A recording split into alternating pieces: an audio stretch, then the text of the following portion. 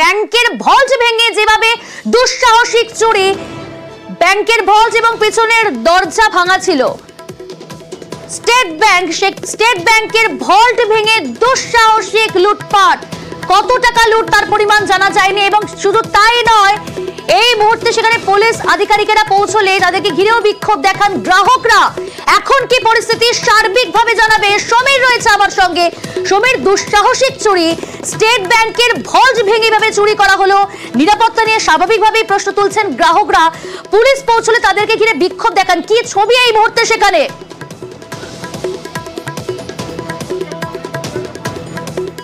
দেখো প্রিয়াঙ্কা, এই যে ঘটনা, যে আমরা যখন সকালবেলা এসেছিলাম, সকালবেলা এটা যেটুকুনি জানা গেছে এটা রাত্রির ঘটনা। এটা রাত্রে যখন ঘটনা ঘটেছিল তারপর তখন নিরাপত্তা ছিল না।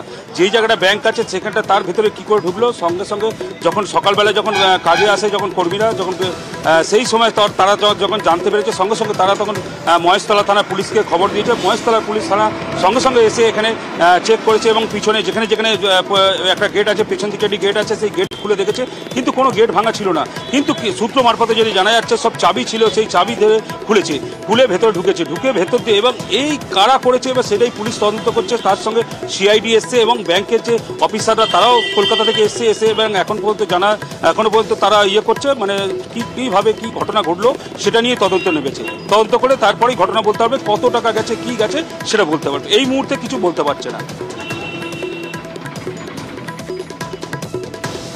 সমীর, জানতে চাইব প্রথমে যে লুট কিনা, ব্যাংকের যে ভল্ট ভাঙা হলো লুট কিনা, এবং একই সঙ্গে জানতে চাইব যে কিছু খোয়া গিয়েছে কিনা, কারণ ব্যাংকের তরফ থেকে দাবি করা হচ্ছে যে কিছু খোয়া যায়নি।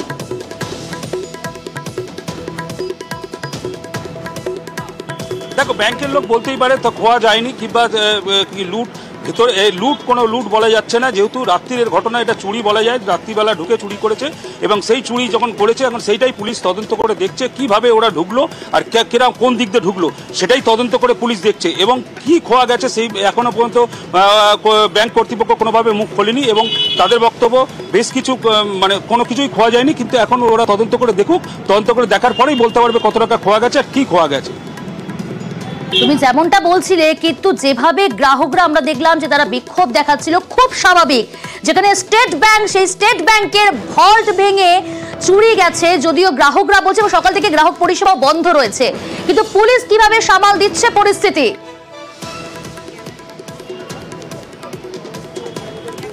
দেখো, সকালবেলা যখন ঘটনা ঘটেছে, আজকে সোমবার, সেই সোমবার আজকে যখন গ্রাহকরা প্রথমেই এসছে তখনই তার আগেই পুলিশ পৌঁছে গেছে। পুলিশ এসে গ্রাহকদের সঙ্গে বোঝাবার চেষ্টা করছে। আস্তে আস্তে যত সময় যাচ্ছে গ্রাহকের ভিড় এখানে বেড়ে যাচ্ছে। আজকে সোমবার যেহেতু সবাই এখানে আসছে, আসার সঙ্গে পুলিশ যত বারণ করছে, তারপরেই পুলিশের সঙ্গে তর্ক বিতর্ক হচ্ছে, সেই গ্রাহকদেরকে সামাল দিচ্ছে পুলিশ। এবার পুলিশ সামাল দেওয়ার পরে গ্রাহকরা সঙ্গে চলে গেছে, এবং যে ভল্ট আছে সেই ভল্টের কোনো ভাঙা নেই। ভল্ট কিন্তু খোলা হয়েছে চাবি দিয়ে, যেটা সূত্র মারফতে জানা যাচ্ছে। সেই ভল্টের চাবিটা এলো কোথা থেকে সেটাই এখন পুলিশ তদন্ত করে দেখছে, এবং সঙ্গে সিআইডি এসছে, সিআইডিও তদন্ত করে দেখছে এই ভল্ট খোলা হলো কি করে, কোন চাবি দিয়ে খোলা হলো। মানে অনেকগুলো প্রশ্ন ইতিমধ্যেই উঠতে শুরু করেছে। প্রথম প্রশ্ন, যেটা লুট কিনা তা এখনো পর্যন্ত কিন্তু স্পষ্ট নয়। দ্বিতীয়, যে ব্যাংকের তরফ থেকে দাবি করা হয়েছে যে কোনো কিছু খোয়া যায়নি। এখন পুরো বিষয়টা তদন্ত করছে সিআইডি, এবং তদন্ত এগোচ্ছে। ধীরে ধীরে আরো চাঞ্চল্যকর তথ্য হয়তো সামনে আসবে। ঠিক কি ঘটনা, কিভাবে ভল্ট ভেঙে চুরি, তা প্রকাশ্যে আসবে। অপেক্ষা করতে হবে তার জন্য, এবং অবশ্যই সমীর তুমি নজর রাখো, প্রত্যেক মুহূর্তের আপডেট নেব তোমার কাছ থেকে। শুনলাম এখানেতে ব্যাংক বন্ধ, ক্লোজ, কারণ কিছু চুরি হয়েছে এখানে। দেখছি তো ব্রাঞ্চ বন্ধ আছে, মুখে বলছেন তো কালকে খুলবে, সেরকম কোনো নোটিশ এখানে দেয়নি।